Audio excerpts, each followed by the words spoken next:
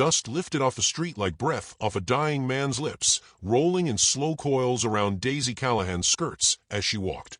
Her shawl was drawn up around her neck, thin fingers clutching it tight, though there was no cold in the air.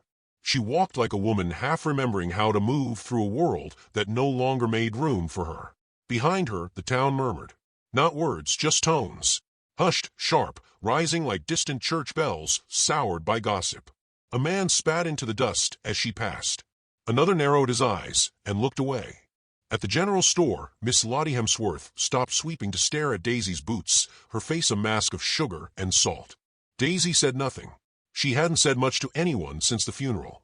Her husband's coffin had dropped into red earth last spring, and with it, the last kindness she'd been offered in this town. Elijah Callahan had been no saint, but he'd kept her safe from stares, from hunger, from worse. And now, even his shadow had dried up. The child behind her, Millie Barnes, stepped in silence. Barefoot, wild-haired, 10 maybe or thereabouts. No kin to Daisy, just a stray who'd taken to following her like a ghost child. People said she'd lost her folks in the prairie fire 2 years back and hadn't spoken a word since. Daisy hadn't asked her to follow, but hadn't told her to stop, either. The pair of them moved like whispers through the dirt street, one bruised by judgment, the other by silence. Up the ridge, high beyond the line of cottonwoods, Boone Thatcher tightened the cinch on his mare. From that distance, the town looked like a painting someone had left out in the rain, edges blurred, beauty gone brittle. He'd come down once a week, no more. To trade feed, to listen to what passed for news, to feel human for a few aching minutes. But mostly he watched. Watched people change or vanish. Watched men get meaner and women get smaller. Watched her. She looked smaller than the last time. Paler. Worn down like sandstone underwater. Boone remembered her laugh, once long ago at a town fair, when her bonnet had blown into a pie stand and she'd laughed like someone surprised the world could still be silly. That laugh hadn't lived in her for a long time now. He hadn't spoken to her since Elijah's death. Didn't see how he could. He was no rescuer, no savior, just a man who had lost more than he could carry and lived alone now with silence and horses. Daisy crossed the alley beside the livery, head down. She didn't see Clem Whalen watching her from behind the rain barrel, bottle in hand, eyes glassy with drink and something uglier. Clem had worked with Elijah once. He was a man of too many stories and not enough work, the kind who thought the world owed him for every hard year he'd lived. And he blamed Daisy for Elijah's death, though the barn had collapsed by its own fault and not hers. Still, Clem had whispered it loud and long enough that some folks began to believe it. He stepped into her path like a dog off its leash. "You think you're too good to speak, huh?" he slurred, his voice wet and sharp. Daisy didn't stop, just kept walking, but her shoulder tensed, her jaw set. Clem followed. "You and that ghost child. Like some kind of parade for pity. You owe folk, Daisy. Your man died and left debts, and you think a sad look makes it right." She turned the corner, hand trembling beneath her shawl. Millie was clutching the hem of her skirt now. Clem grabbed Daisy's wrist just behind the stable, pulled her toward the dark space where no one would see. "You think you can ignore me, girl? After all I'd done for your husband." She yanked back. "Let go, Clem." His hand was iron. Her arm thudded against the wall. From across the square, Jasper from a saloon looked up, then back down at his cards. The sheriff's door stayed shut. People heard, maybe, but none came. Clem raised his hand. The slap cracked through the alley like a pistol shot. Daisy stumbled, hit the barrels, fell to her knees. Millie made no sound, just stood frozen, eyes wide, hands in fists. Clem crouched, face twisted. "You remember this next time you walk past me like you ain't dirt." He spit beside her and stumbled away, bottles swinging from his belt loop. Daisy didn't cry, just held her face in her hands, breath shallow, blood tickling the edge of her lip. Millie knelt beside her, small fingers brushing her shoulder. Up the ridge, Boone felt the storm before he saw it. A cold shift in wind, like breath on the back of the neck. His horse neighed low. He turned toward the town, frowning, watching shadows dance between buildings. At dawn, the town lay gray and quiet under a sky made of pewter. Daisy stood at the pump behind the livery, drawing water slow. Her lip was swollen. One eye purpled at the edge. The bruise sat quiet on her face, like it had lived there forever. Boone came down the road, saddlebag over one shoulder. His boots hit the dirt with a patient rhythm. When he saw her, he didn't stop.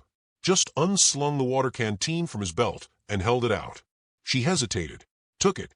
He nodded once, turned toward the store. Daisy stood still, canteen in hand, breath stuck in her throat. That was the first kindness she'd been offered in months. And it wasn't even a word. By noon, the whispers had returned. Boone's taken a liking to her, maybe. Figures. They're both ruined. Miss Lottie looked up from her receipts and narrowed her eyes. Or maybe he just pities the poor thing. In the shadows behind the saloon, Clem sharpened a knife on stone, muttering her name like a curse. His pride was a wounded beast, and it would come limping back meaner. That night, Daisy didn't light her lamp. Just sat with Millie beneath the stars, a cold cup of tea in hand. Her fingers traced the handle like it was a prayer bead. "You ever think the world might be different somewhere else?" she whispered. Millie said nothing, just leaned into her. "Maybe there's a place where folks don't look at you like you're a disease." She didn't expect an answer, but the silence felt less hollow with Millie there. Up in his cabin, Boone sat by the window, listening to the wind. He hadn't meant to look at her face that long, hadn't meant to care that much, but the bruise haunted him. He'd buried too many things already. He didn't want to bury kindness, too. The wind picked up. Dust blew against the windows. Somewhere an owl called low. He stood, crossed the room, and set a second plate on the table, beside his own. Just in case. Down below, in the alley behind the saloon, a child's drawing had been etched in the dirt, 3 stick figures, a tall one, a woman with a long dress, and a smaller one in between. Someone had stepped on it, smudged the lines, but the outline still held. And tomorrow hadn't come yet. Morning broke like a whisper rather than a blaze. The sky hung low and silver, and Daisy Callahan walked the road to the well with a stiffness that made her look older than she was. Her lip had split again overnight, the bruise blooming dark and purple along her cheekbone, but she didn't flinch when the wind kissed it. There was no room left in her for flinching. Millie trailed behind her, silent as ever, but clutching a small tin cup like it was something sacred. They filled the water jug together, Daisy pumping slow, Millie holding steady, their small routine a kind of him. The only one they knew. When they turned, Boone Thatcher was there again. By the trading post, reins looped loosely around his palm, his horse still and patient beside him.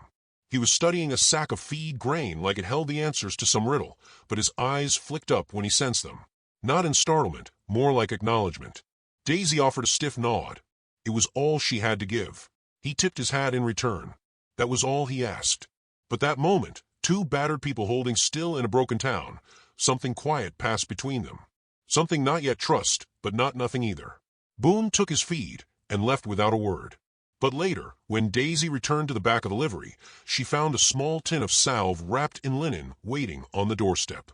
No note, just care placed down like a seed. She sat with it in her lap for a long time. By midday, the sun had warmed enough to call out the town's louder mouths. Miss Lottie stood outside the general store, sleeves rolled, mouth full of sharp sympathy. "She's got him sniffing round now," she said, no one in particular, but loud enough for ears to catch. Imagine that.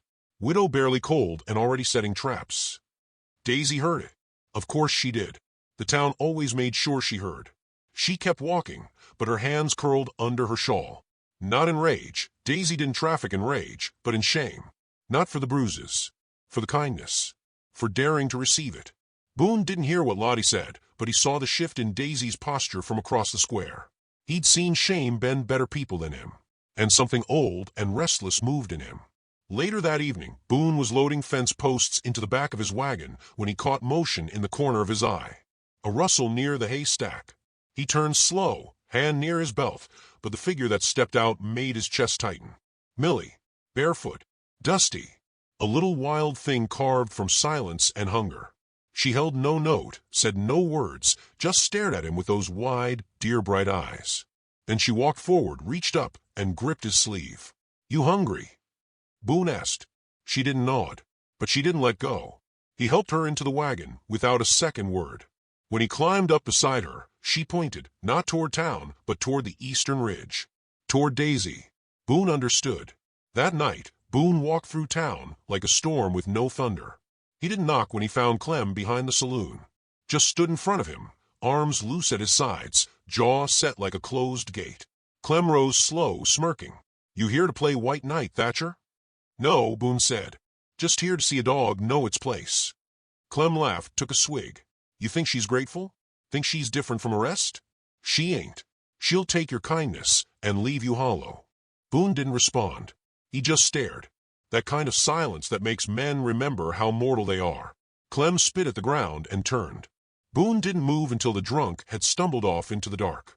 Back at the ranch, Boone found Daisy waiting beside the fence line, Millie curled up in the hay wagon behind her like a barn cat.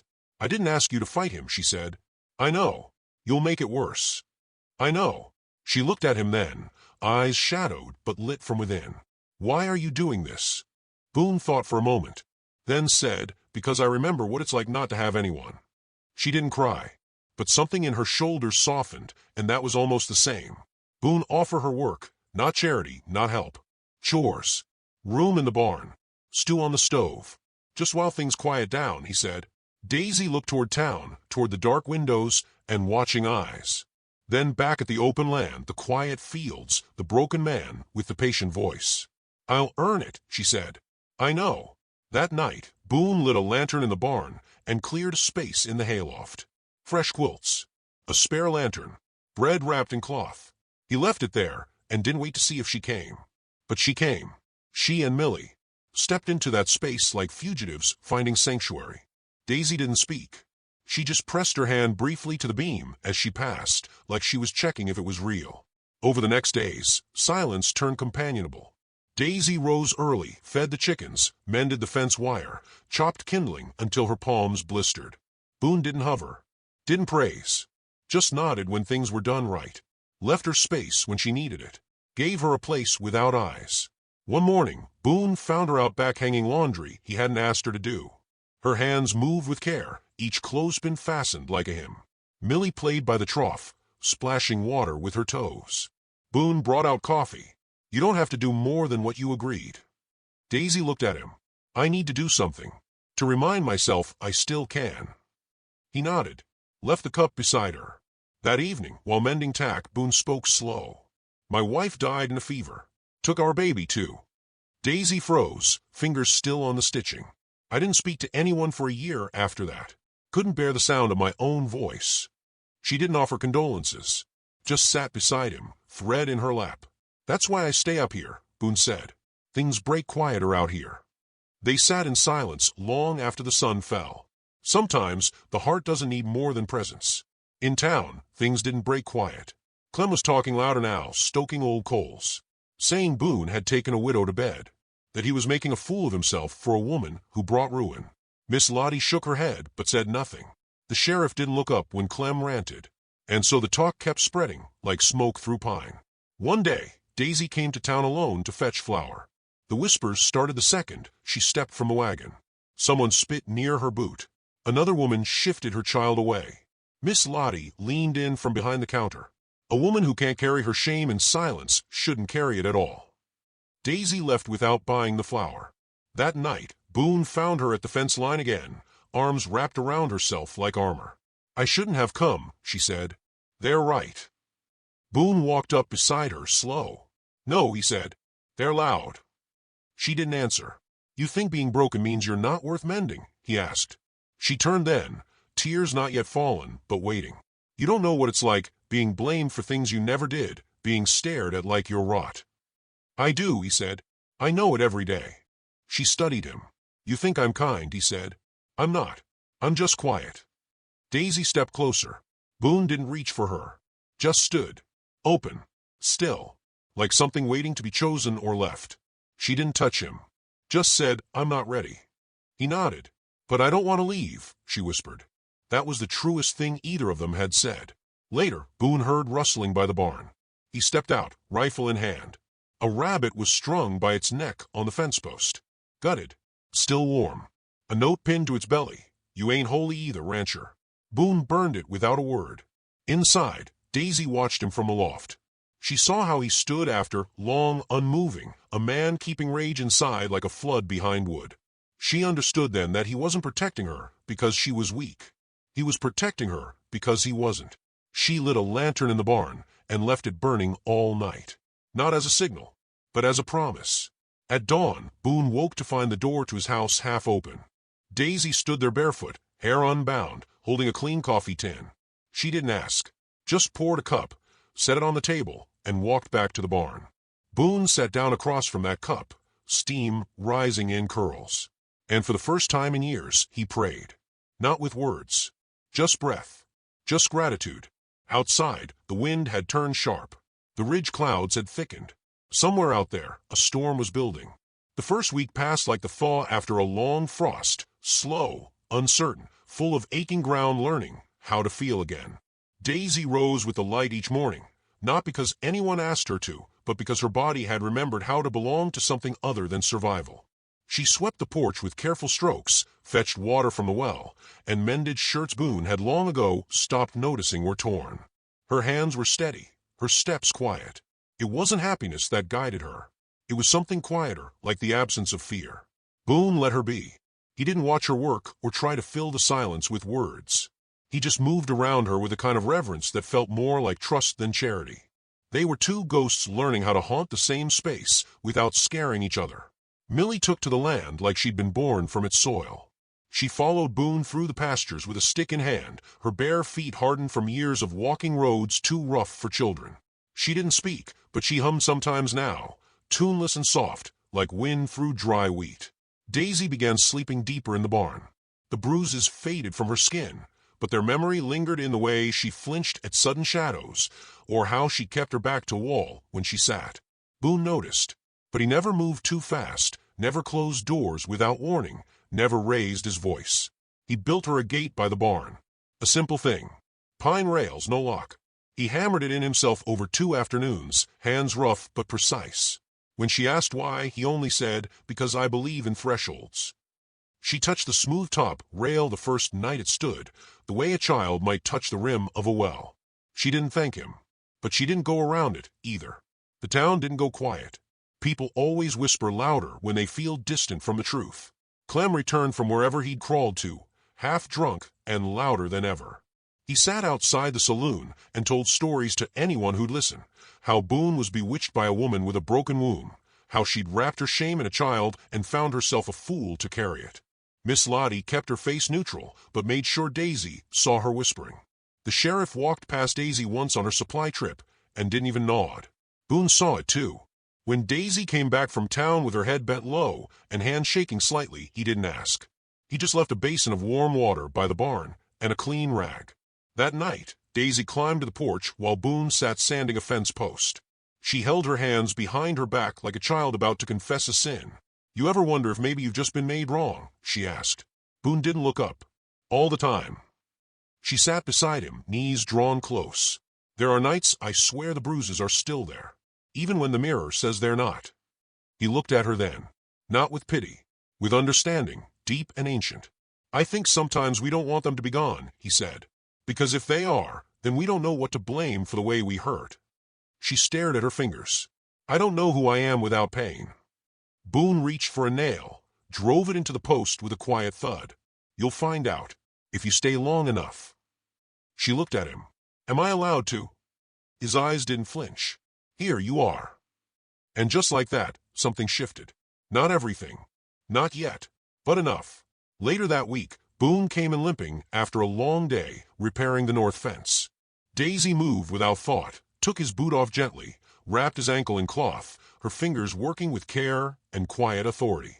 Boone didn't stop her. He just watched her brow furrow in concentration, her mouth pressed into a soft line. "You have hands like my mother," he said. She never stopped moving. Daisy didn't respond, just tucked the bandage in neatly, and sat back. "You remind me of someone too," she said, voice distant. "Who?" "Me. Before." Millie brought wildflowers to the breakfast table the next morning. Boone set them in a coffee tin, without comment. The child smiled just barely, but Daisy caught it. She'd never seen that smile before. It made something in her ache. One morning, Daisy found an old dress in the trunk behind the barn, a faded green calico with tiny roses near the hem. Boone had left it there, along with a note in careful block letters. "My wife wore this once. Thought it might fit. No pressure." Daisy held it for a long while before folding it neatly and setting aside. She wore it the next morning. Not for him. For herself. He noticed. Of course he did, but said nothing. Just looked up from the water pump, tipped his hat, and went back to work. But later, he brought out 2 tin cups of lemonade instead of one. Evening stretched out now, slow and honey-colored. Boone read old newspaper scraps by lamplight. Daisy stitched new buttons onto a shirt. Millie fell asleep curled between a dog and a saddlebag on the porch. Sometimes Daisy would hum a hymn under her breath. Boone didn't know the words, but he didn't need to. The melody filled the air like peace. Then one morning, just as the sky was warming, Daisy stepped out to feed the chickens and found the barn door painted with a crude, slashing red symbol. A mark of judgment, of warning. She stared at it for a long time, then found a rag, and wiped until the wood ran clean. Boone saw the stains on her fingers that evening. He didn't ask, but he slept with the rifle by his door that night. The next day, someone left a dead pigeon strung by its feet on the gate Boone had built. Millie found it. She didn't cry. She just laid it gently in the field grass and covered it with flowers. Daisy didn't speak for the rest of that day. But at dusk, she handed Boone a tin of nails and asked, "What needs fixing?" He gave her the chicken coop. She fixed it better than he would have. Later that night, she stood at the edge of the porch, looking out across the fields. Boone joined her, shoulders just brushing. "You ever wonder why folks hate kindness so much?" she asked. "Because it asks something of them," he said. She looked up. "What?" "To be better."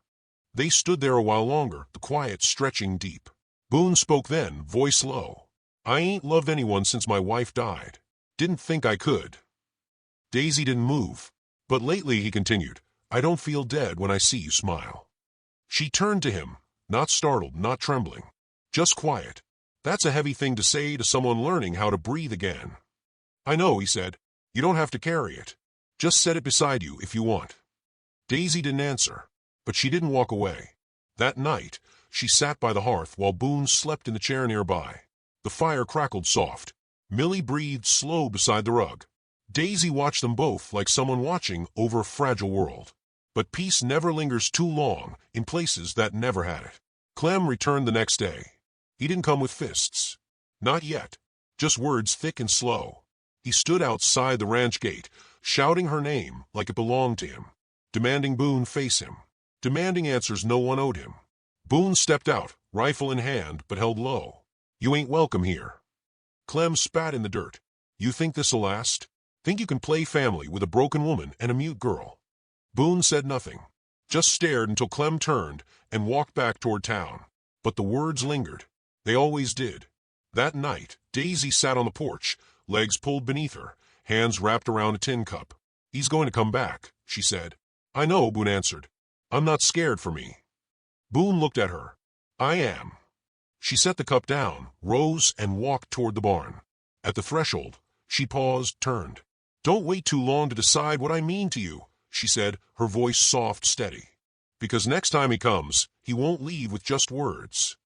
Then she disappeared into the shadows, leaving Boone standing alone in the moonlight, heart pounding with the weight of something real, something fragile, and something worth fighting for.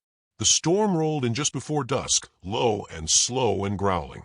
Thunder crouched behind the hills like a patient predator, and the wind carried the kind of stillness that warned of what was coming. Boone felt it in his knees as he drove the last fence post into dry earth, a dull ache that always came with bad weather, or worse. Daisy stood on the porch, arms crossed over her chest, eyes pinned to the sky. The clouds had gone from lavender to lead in minutes. Behind her, Millie helped gather kindling, her small hands quick and knowing.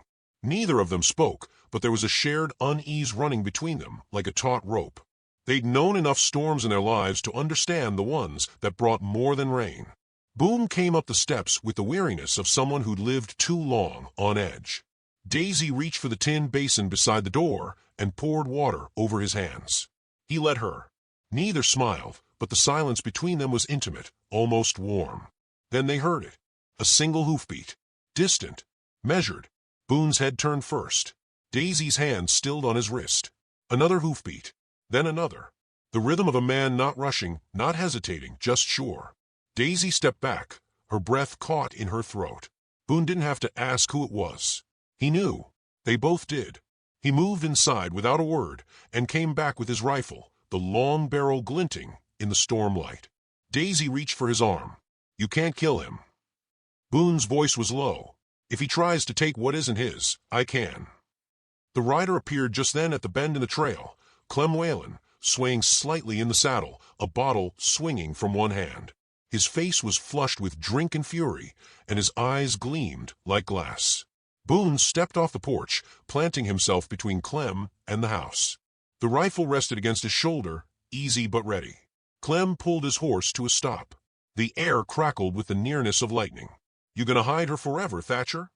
Clem slurred. "You think you've made yourself a hero? Some kind of savior?" Boone said nothing, just stood there tall and still. "I gave her food when she was hungry.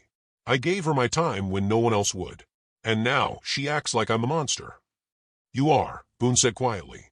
Clem slid off his horse, boots landing heavy in the dirt. He staggered forward 2 steps, then steadied. The bottle dropped from his hand and shattered beside the fence. "She owes me," he said. "She always did." Boone raised the rifle. Daisy stepped down from a porch. Her voice was low but sharp, like a blade slicing clean through fog. "No, I don't." Clem looked at her, blinking like he'd seen a ghost. "You think you're better now, wearing dresses and playing wife to a man too broken to see what you really are." Daisy didn't flinch. "I'm not playing anything, but I've learned something from him." "Oh yeah." Clem laughed. "What's that?" She stepped forward, past Boone, her hands steady. "I've learned silence can be strong. I've learned that hands can build instead of bruise. I've learned that love isn't owed, it's given." Clem's face twisted, and then he pulled the knife. It flashed out from under his coat, long and rusted, a farm tool turned wicked. Boone shifted the rifle up, but Clem was fast, faster than anyone drunk should be. He lunged, blade aimed at Boone's chest. The rifle fired. The sound tore through the coming storm like a cannon, but Boone staggered back, clutching his shoulder. The shot had gone wide. Clem kept coming. Daisy didn't think. She grabbed the revolver Boone kept behind the porch beam. Her fingers shook, but she raised it, cocked it, aimed. Clem turned just in time to see her face. She fired once. The shot struck his leg, clean through the thigh. He dropped to the ground with a scream that echoed off the barn walls. The knife clattered beside him, useless now. Daisy stood over him, panting, arms locked, eyes wide. Then she lowered the revolver. "I don't need anyone to rescue me," she said, "but I needed someone to remind me I could." Boone was down on one knee, blood running down his sleeve, breathing hard. Daisy rushed to him, dropping beside him in the dust. She pressed her hand to the wound, tearing off part of her skirt to bind it. Millie stood frozen at the doorway, eyes huge. "It's all right," Daisy said softly. "We're all right now." The sheriff arrived 20 minutes too late, riding hard with 2 deputies. They found Clem moaning in the dirt, his leg a mess, his mouth full of curses. Boone refused to press charges. "Just take him away," he said. "Far as you can."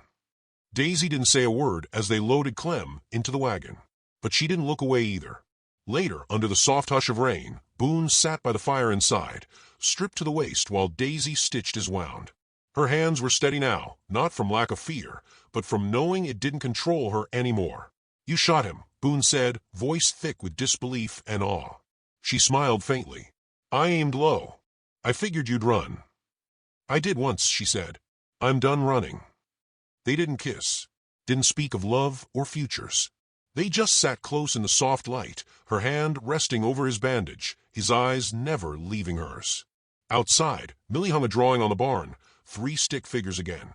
This time they held hands. The next day, Miss Lottie came out to the ranch. She didn't bring apologies, just a basket of bread and some thread. "Figured you might need mending," she said. Daisy took it with a nod. Lottie looked her in the eye, and for the first time didn't look away. Word spread, but the tone had changed. People still talked, but now they used words like brave and stubborn and earned. Boone healed slow. Daisy stayed. Millie laughed more. Spring cracked the sky open, and the fields greened early. Daisy planted marigolds by the porch. Boone built a swing for Millie in the cottonwood tree.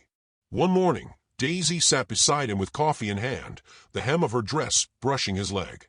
She looked out across the land and said, "I think I'd like to stay longer."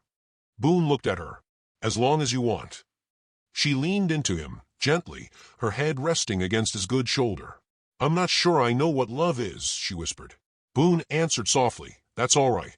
We'll build it slow." That night, Daisy opened the gate he'd built her and walked into the dark pasture alone. The stars spilled over her like blessing. She stood beneath the cottonwood and whispered something only the wind could hear. The branches rustled in answer, and far off in the quiet distance, thunder rolled again, not with threat, but like a memory. She turned back toward the house, where light shone warm in the window, where Millie slept with one hand over her heart and Boone breathed slow and safe.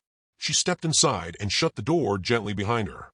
For the first time in years, she locked it, not to keep something out, but to hold something in.